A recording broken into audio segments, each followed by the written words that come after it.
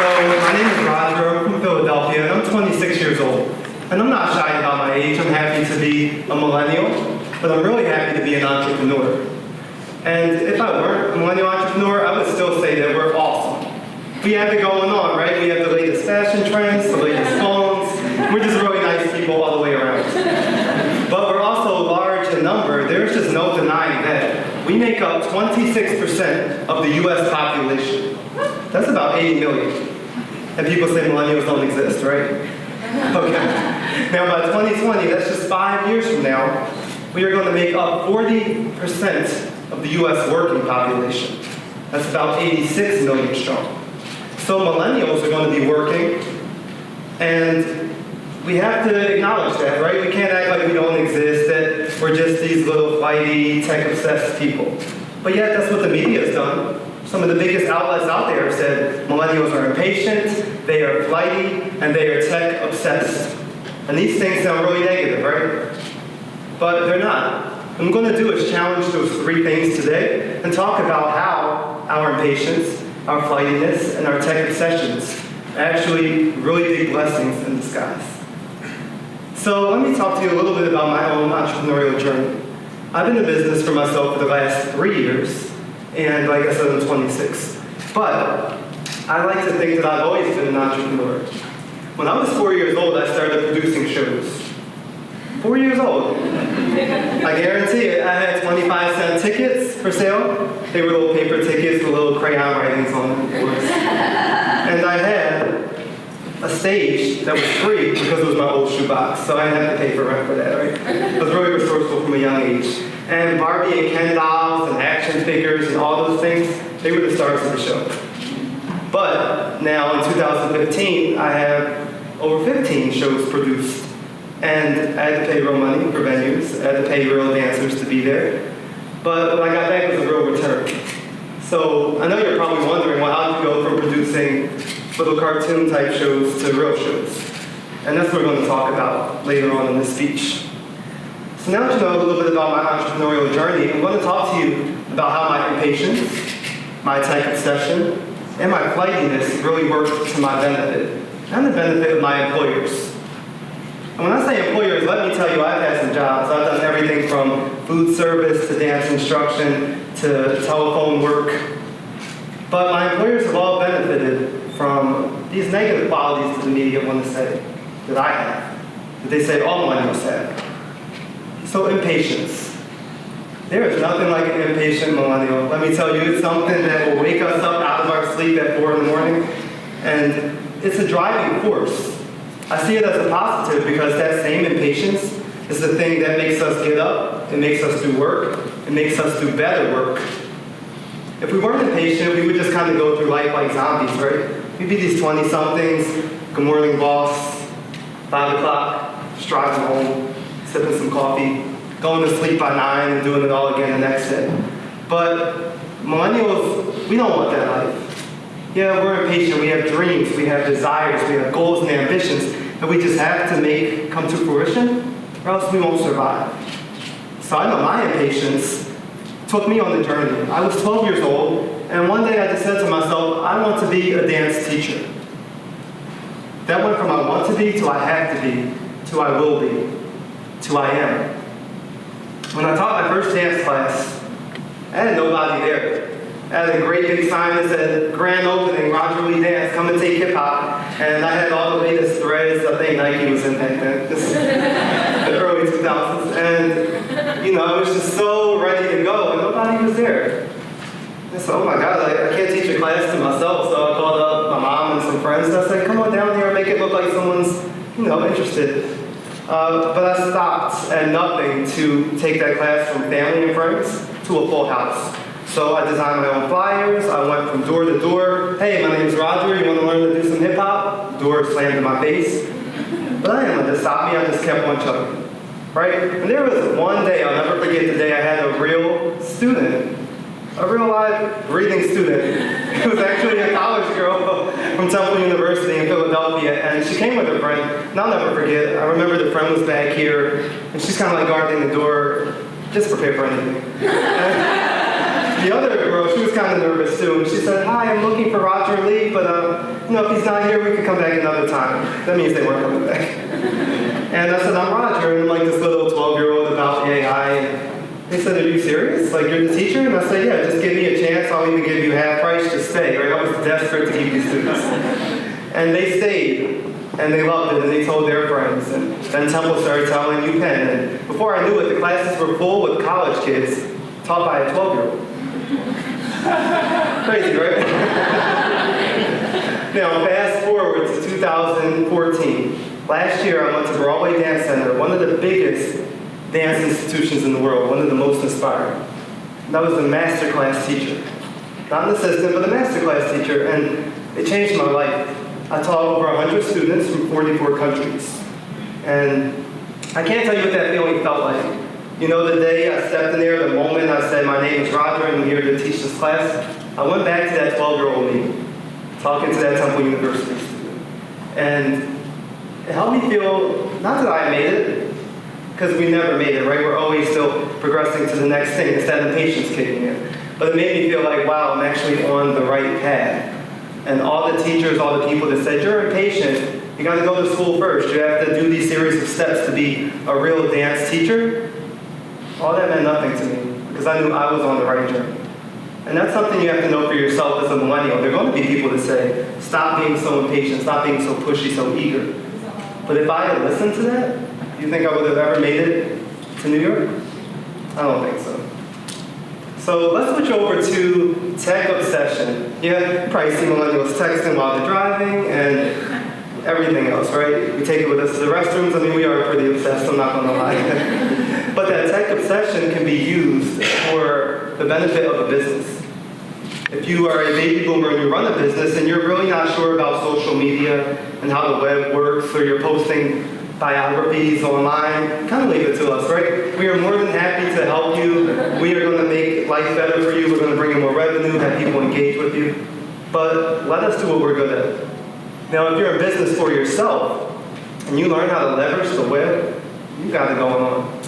I remember when I started my business in 2012, and I was really ambitious. I called up everybody. I said, I'm starting a business. Can you give me a quote for a website? And I'm going to need a social media manager, this, that, and the third. I couldn't afford it. When I got the quote, I said, well, thank you very much for your time. Click. I said, guess what web designer today? So I learned how to design websites. Now, 3 years later, people are calling me to design their websites. I went to your site and it was really beautiful. Can you refer the designer?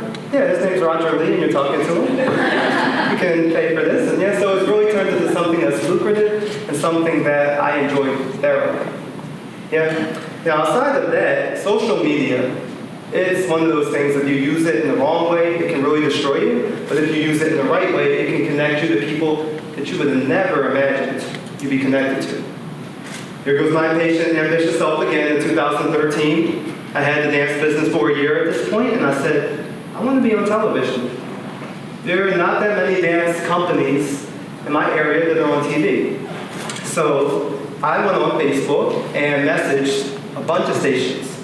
And nobody really replied, but one bright morning, somebody got back to me and she said, hi, I'm just an assistant from the station, but I think you have a cool story, and I think you have a lot of guts to message us like this. So what I'm going to do is pass on your information to the actual anchor. And this is an anchor I grew up watching religiously. Like, I was in love with this anchor. So from there, the anchor said, well, I actually don't call the shots, but I'll connect you to the producer who does.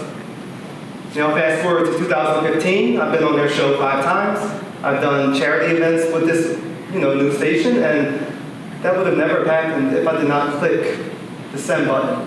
And how many times do we do this? Millennials or otherwise, right? We write something out, we think about something, we're ready just to go that extra mile, and then you just don't press that send button in life. And if you don't do it, your dreams can't happen. So my tech obsession turned me into a web designer and my own publicist. Yeah, it had me doing things I never thought I could do or would do. So don't be afraid to be tech obsessed. Don't be afraid to be impatient.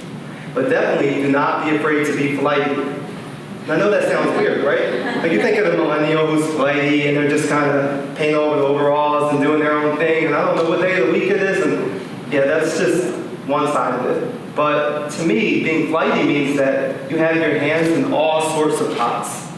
Yeah, you're not just going to rely on one area to make you money or one thing to make you happy, but you're going to explore all that life has to offer you. And why should you not? Why shouldn't you enjoy all that life can give you? Because the professor says, well, this is your major and this is what you must do in life? Because your mom says, well, you must pick a lucrative career with some foundation, a dancer? No, you have to let those negative thoughts go. And you have to say, I'm going to be flighty. I'm going to try out life and see what grabs a hold of me. I was flighty in 2012. I was actually finishing up my master's thesis, which all my grad students here, you know, that's a job and a half, right? It's much more than 40 hours of work. But then I still worked a 9 to 5 for the same university I was studying at, taking calls all day long. Hello, I'm Roger Lee. How can I help you today? Yeah, the chipperness kind of died down by around the 4 o'clock range. But the point is that I had my hand in all sorts of pots. And one more thing to that, I was starting my own company at the same time. We had our first show that launched a week after my thesis was submitted. So there was a lot going on. I was running 3 full-time jobs. And you don't know how many professors said, I think you need to quit work, or I think you should postpone the company, it's going to be too much. But who can tell you what's too much for you? Right? If you have a gift, if you feel that you have an anointing, a power to do something in life, you have to go forward with it. It doesn't matter who tells you you can't do it or that it's too much for you. So now, 2015, I'm starting my own dance academy, and I'm working a lot of jobs. I'm still an adjunct professor. I'm still really trying to hustle and bustle out there in life. I'm still delving in a lot of the pots. I'm still being flighty. Is this really a negative thing, or is this the thing that keeps me going? Is this the thing coupled with my impatience and my tech obsession that is moving my business to the next level? Yeah, I want you guys as millennials, if you're out there, really hear me closely. I want you to not be afraid to be impatient. I want you not to be afraid to be tech obsessed. I don't even want you to be afraid to be flighty. What I want you to do is be yourself. Don't be afraid of that. The things that some people perceive as negative, let it be negative. Know your own truth, know who you are, and don't be afraid to say it. Step right up and say, hi, my name is, and I do this. Because I guarantee you, there are people out there that will want to help you, there are people that will help you, and there are people that will get you to the next level. But can they read your mind? If you don't hit that send button, whether it's social media or the send button of life, will you ever get to the next level? Think about that. What's the trade-off? So you hide your impatient nature and you never tell anybody what you do and you just go through life. You'll be that person, wake up at 6 a.m., eat lunch at 12, drive home at 5, sleep by 10, and be miserable by midnight.